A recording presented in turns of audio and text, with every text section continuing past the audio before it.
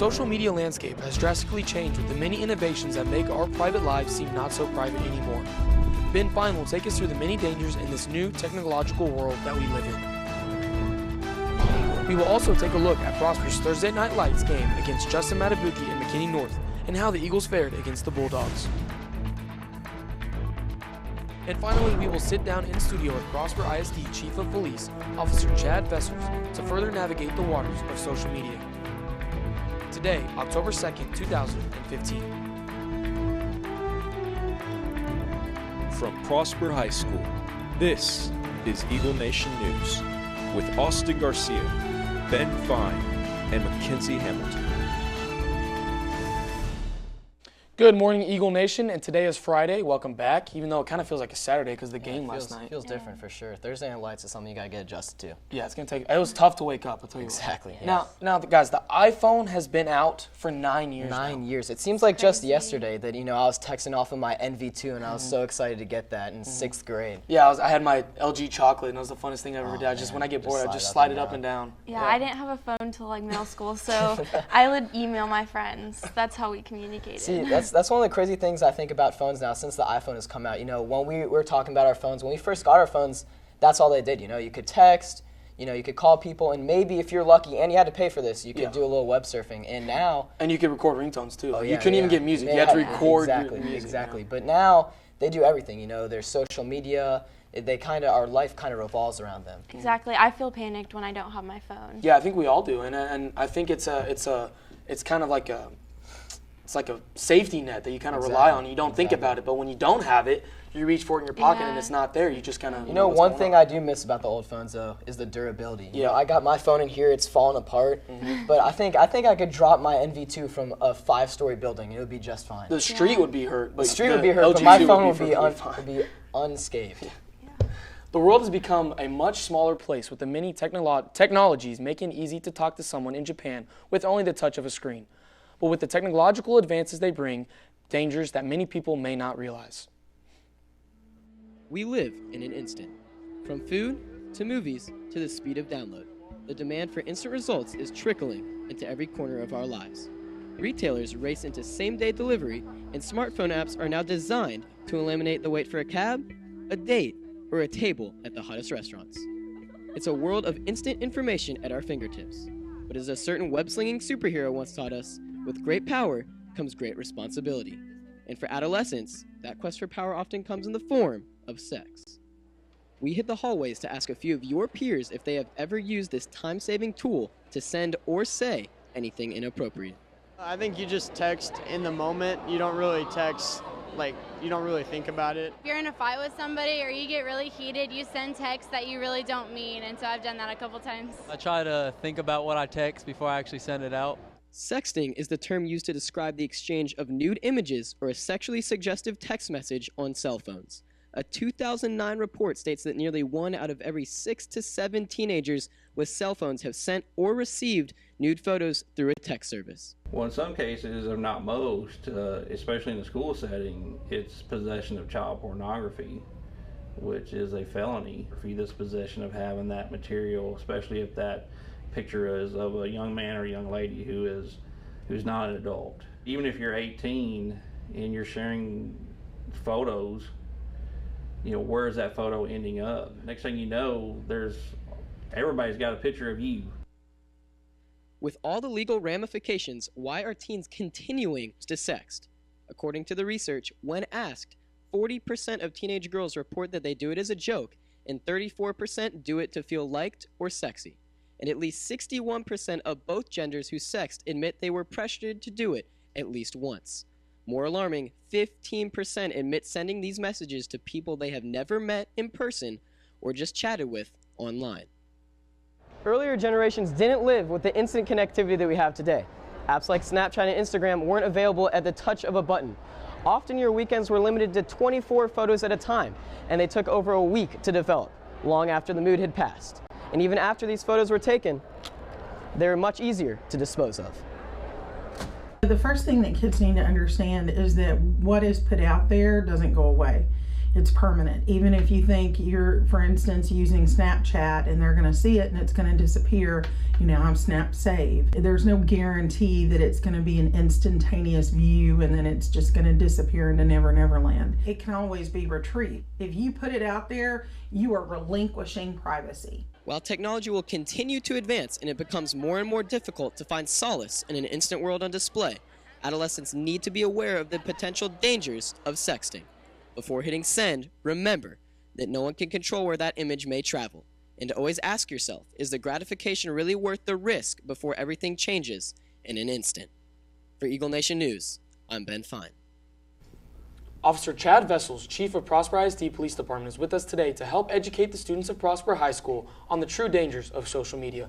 Officer Vessels, thank you for joining us today. Thanks for having us. All right, let's go straight into like the legal ramifications of this. Okay. So, when do you go from, the kind of petty crimes to, you're going to serve serious jail time and maybe have to register as a sex offender? Okay, so that's kind of a three-part question. Mm-hmm. The actual offense would start when the individual actually sends out an explicit or sexual in nature text message. So that's actually an offense for somebody to actually send a text message to somebody. Okay. The person that receives that text message, they have 24 hours to delete that text message. If they don't delete it within that 24 hours, then they're actually committing a crime by just having it on their phone. It's also another offense, and it's a lot greater offense, and you get a kid in a lot more trouble if they actually start sending that text message to other people. So that's when you get into the distribution, and that's when you can start getting into a lot of trouble. And you talk about deleting it within 24 hours. Does that mean that, let's say someone gets the picture, they don't delete the messages, but they don't save the picture? Are they still in trouble? Yes, that is correct. You actually have to delete it completely off of your phone. So that would mean delete the email, the text message, whatever, however you get it, you have to delete that for them. Okay. And what's your definition of distributing? Is it actually hitting send, or is it more? Actually, the courts have ruled that distribution can actually be, if you're in the cafeteria and you're holding your phone up and you're just showing your friends the picture and not actually sending it to them, the courts have actually ruled that that's actually distribution. So. Wow. I didn't know that, and I'm pretty sure a lot of people out there didn't know that either, so that's a good fact, interesting fact. And for the people who, have made that mistake in the past or is thinking about making the mistake, what would you tell that person? Well, I would say that anybody that's made the mistake in the past, if it hasn't came to light yet, it probably won't, but I would encourage them that if they still have the picture, the information on their laptop or on their cell phone or whatever, that they definitely need to delete it so it doesn't become a problem in the future. Is there any time period to where it doesn't become a problem anymore, or is it like? It just depends on the offense. In the state of Texas, it's statute of limitations is which the amount of time you can be tried for a crime. So just depending on what it is, but if it's been something that's been a couple of years ago, then you should be fine. I would just definitely encourage you to delete that information off of your phone. We talked about iPhones coming out 9 years ago today. How have you seen, the progression of sexting increase since the iPhone has come out? I would say the biggest thing is that technology is at the tip of your finger. At any time, somebody can send out a text message. So it's really just the availability. It didn't used to be there like it is now. So I think that's the biggest difference. And as a police officer, you've seen a lot of cases. So would you say, text message is the main culprit, or Snapchat, Twitter? What would you say? I would say texting is probably the biggest form. What I would also say is that even Snapchat, anything that's ever sent or put on your cell phone, even if you actually hit delete, you got to understand that it's there forever. And law enforcement has ways, and technology has evolved to the point where we can hook your phone up, and anything that you've deleted, we can actually get back. Oh, wow. So you just have to be really careful with what you send or put on your cell phone, because it can always be retrieved even if you do delete it. Mm-hmm. And I know people really feel protected by Snapchat because it's supposed to just disappear, but exactly. It really doesn't. It disappears off your phone, but it's still stored in the internal hard drive of your phone, so it's always there. Well, thank you for educating us on yes, on Snapchat. Thank you. Yeah, thank you. Yes, thank you. Here to tell us more about last night's battle between the Eagles and the Bulldogs, here's Trey Maynard with sports.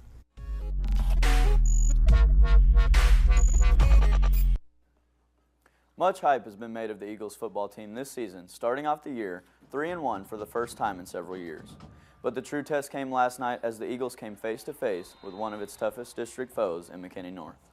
North came off a soul-crushing defeat to Wiley East. Coming off a soul-crushing defeat may have had something to prove. The Eagles struggled offensively at the beginning of the game and appeared to be unable to cross the enormous boundary of their own 40-yard line. Miscues and interceptions seemed to be the story of the game, and on a bright note, the Eagles did seem to find a playmaker in receiver Cedric Haskins. The Eagles have a tough road ahead with Lovejoy and Wiley East in coming weeks, but there's an old saying that you have to break a few eggs to make an omelet. Let's just hope they aren't Eagle eggs. For Eagle Nation Sports, I'm Trey Maynard.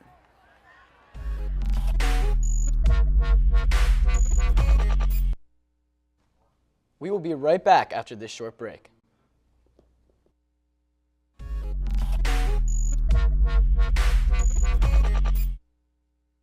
Attention students.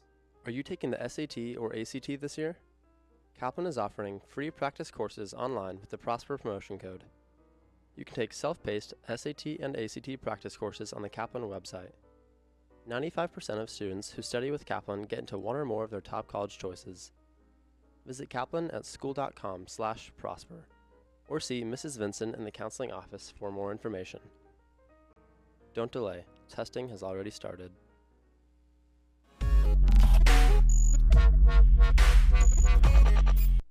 Hello to the student body of Eagle Nation that is forced to watch me.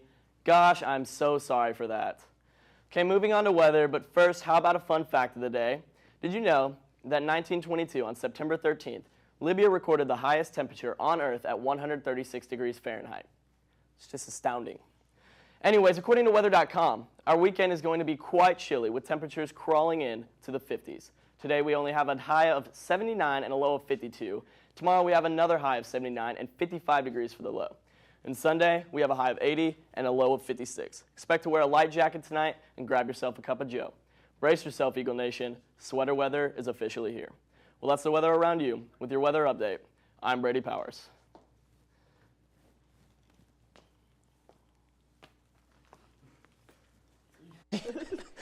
Seniors, senior ad information is now online. Senior ads are due to Miss Hamlin by November 13th. Baby pictures also must be turned in to Miss Hamlin by November 13th. Please see Miss Hamlin or a yearbook staff member if you have any questions.